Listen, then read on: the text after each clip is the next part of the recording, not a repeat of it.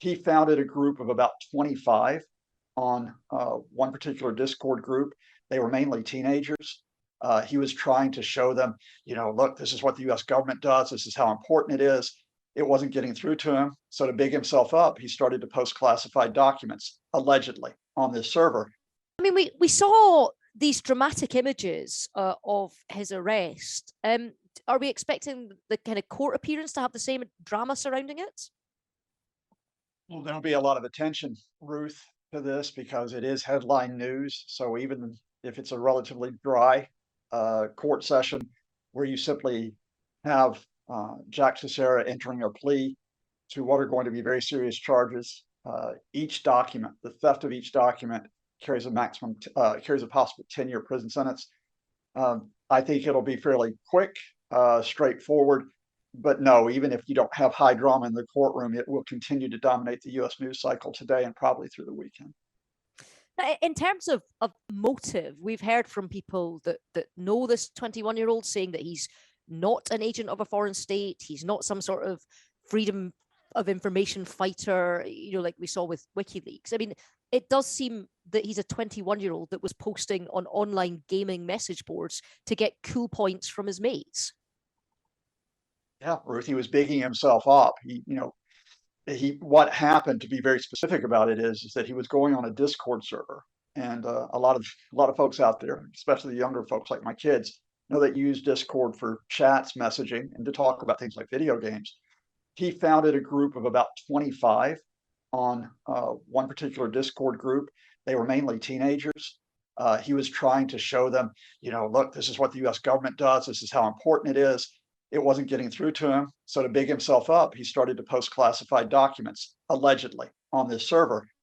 What really triggered the case, though, and raised the profile is that someone within the group began to put those documents onto other platforms. They put them onto other Discord servers, and then significantly, they put it onto Telegram, which is a messaging service used especially in Eastern Europe and in Russia. And that's when the alarm bells went off, when they were discovered by the US authorities.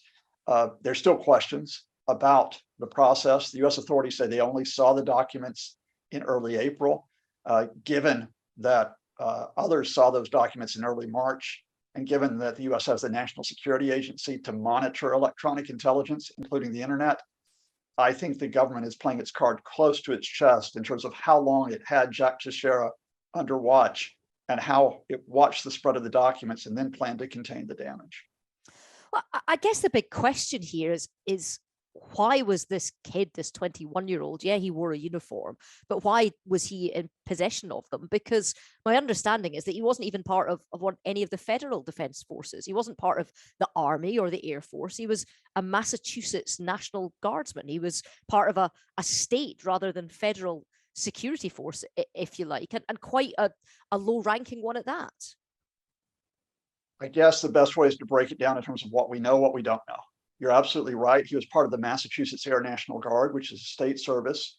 Now, it is true that National Guards can provide support for operations that are abroad. There's also a general issue here in that the United States now has a position where 1.25 million people, about that number, have access to classified information. Jack Teixeira may have had access to the information because he was an IT specialist. He was maintaining servers for the Air National Guard, so he may have seen material that went through those servers. There is a speculation that maybe he was collecting the information to brief superiors higher up. I have to tell you, Ruth, I don't know the answer to this, and I don't know the answer as to whether Jack Teixeira was acting alone or whether he may have gotten the documents from someone else, which is also a possibility.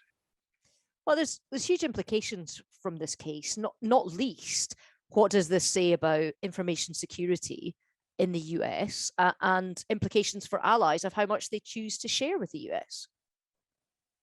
Absolutely. And in fact, you saw the Ukrainians today, I think, in a very pointed statement saying, look, for all these headlines that the Americans had told Ukraine, maybe you have to delay your counteroffensive later this year. Ukraine saying, look, we're not sharing all our information with the Americans because of the possible security risk. So don't big up how damaging this is. Other allies like South Korea, like Israel, have done their own containment measures. I think I want to make a separation here. I think the headlines right now generally tend to be on the individual cases, whether it's Ukraine whether it's the case of Egypt providing arms covertly to Russia, whether it's other allies like South Korea.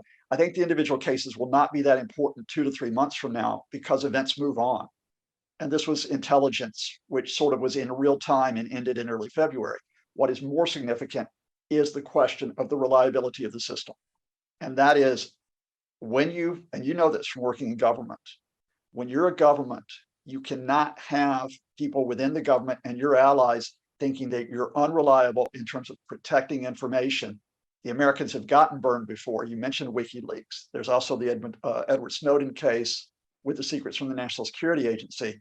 So they're going to have to tighten up their act, and they're going to have to show that they've tightened up the act, something which is already occurring, by the way, including in discussions, I suspect, in the last 48 hours with Rishi Sunak and other British officials. And presumably explaining that the 1.25 million who have access to classified documents that you talked about, that there is actually gradations within that, because that doesn't mean you have access to every classified document. Yeah, and Ruth, this is a very significant event, but I do think there's a danger because there's been a media feeding frenzy to big it up a little bit too much. And by that, what I mean is, look, when you get information that there was a particular event that happened, let's say, for example, the latest revelation that you've just carried about the near miss, the Russians possibly misfiring with a missile on a British plane last September. That is serious, but that sort of happened in the past. All right, it's there, it's gone. What is really serious is when you have a leak like you did in the Edward Snowden case, and to some extent with WikiLeaks, which reveals the intelligence processes, the way that information is collected, your human sources, your electronic sources, your signal sources, and when it reveals the sources that your allies have. And I think that's where the big discussions will be held in the next few days and next few weeks, which is, have we protected our sources? Have we made sure that we cannot have a case where they can get exposed? Certainly not by a 21-year-old in Massachusetts at a relatively low level, or by anyone at a more senior level who might have malevolent intentions.